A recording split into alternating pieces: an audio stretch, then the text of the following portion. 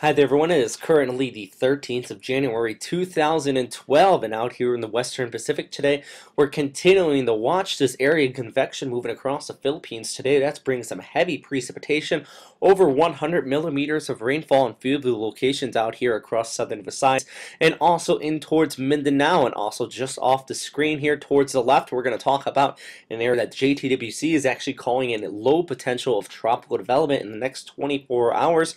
Going to be bringing some flooding precipitation there to much of the Malaysian Peninsula. For instance, this text update from earlier today, you have some more information on that. But also we're looking at Japan today. Some heavy snow showers, actually these cloud lines here over the Sea of Japan, still those sea effect snow. So let's actually zoom in on that first. You can see that in the past 7 days, this entire region here has been completely pummeled by snowfall, and actually upwards of about 50 to 100 centimeters of snowfall in some of these locations here across the central portions of the Japanese Alps and also right near the coastal areas here across much of northwestern Honshu. And if we scroll up here, actually you can see that this extends all the way up towards Hokkaido and much of Sapporo, extending all the way down towards the southern portions of Hokkaido as well, seeing upwards about 50 to 100 centimeters of snowfall. That's about a whole meter of snowfall in some of these locations out here. So that's just a persistent this time of year, and definitely with the ocean effect snow still in that ocean effect machine at least still engaging here with that cold air coming across the Sea of Japan, you're not expecting to see at least a decrease in the near future of that snowfall out there. So could create some blustery conditions and definitely dangerous for driving out there, but if you plan on skiing anywhere in any of these regions, it will be perfect for you out there. I mean, definitely going to be seeing those cold temperatures with that as well, and that's why I'm showing you this map here, is that you're going to be seeing that high pressure continue the ridge in towards the south here, and that's bringing some cooler temperatures with it as well. And actually if we look at some of these temperatures here across much of western China, you're seeing temperatures well below zero out in a lot of these locations, negative 15 actually being recorded here, and actually just off screen here there is a negative 30 there as well. So very cold temperatures across much of the center of the Siberian high there. But as we continue to push towards the south, that's where you're starting to see that gradient induced winds due to the high pressure interacting with the monsoonal trough, that northeast monsoon farther down here towards the south. And with that you're seeing a gale warning actually in the northern Philippines currently today, and also seeing gale force winds extending all the way over here towards portions of Vietnam as well. But really the main two topics of today is, as I mentioned in the beginning of this update, is that monsoonal flow coming across much of the southern Philippines today, and actually these little dots right in here next to Visayas and parts of Mindanao here, those are actually indicating current rain showers taking place in the region there. And also that extending all the way over towards the South China Sea here just east of Singapore is another area of low pressure that JTWC has warranted a low potential of development in the next 24 hours. And just looking at the bare minimum of obs on this chart here, you can actually see a cyclonic circulation.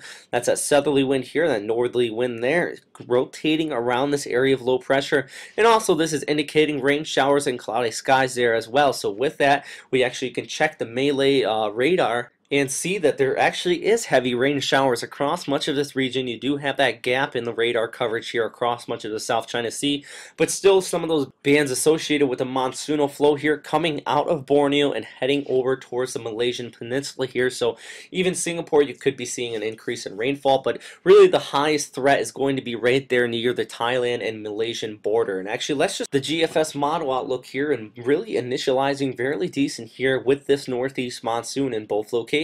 But if we go out through the weekend and into the early part of next week, it doesn't really look like it's actually going to decrease that very much here. Even into the mid part of the week, it's still going to be seeing that heavy precipitation over much of the southern Philippines, and especially over Malaysia. You're going to see continuous flow. Definitely diurnal effects are taking a big toll into the region as well. You have that dual sea breeze across much of the region there.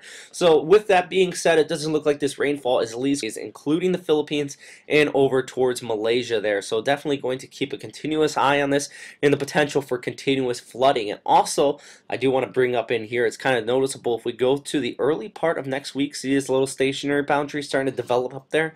Well, with that you're going to be seeing an increase in rainfall across much of the Ryukyu Islands, including Okinawa. So definitely on Sunday and the Monday, expect some heavy rain showers across much of that region. But with that said, there is that stationary boundary there, and that's actually separating the temperatures up as well. I've said this in the past, that is really associated with a jet stream, and anything north of that jet stream is going to be some very cold temperatures, but towards the south rather warm. So let's actually look at the high temperatures for tomorrow. And you're seeing 7 and 5 here across much of eastern China, but let's push down towards Hong Kong, 18 there, and 29 in the northern Philippines. So a very significant difference in those temperatures north of the jet stream there, and also just towards the south where you're still having the tropical weather dominate across much of the region there. But that is all for today, everybody. Just leaving you here with this precipitable water vapor imagery here, just showing that monsoonal flow, and areas here in red are really indicating those heaviest areas of precipitation and potential moisture in the atmosphere. But that is all for right now. If you have any questions, comments, or suggestions, as usual, please post them in the comment box below. I always do appreciate that feedback and input. So stay safe out there, everybody. Have a great day.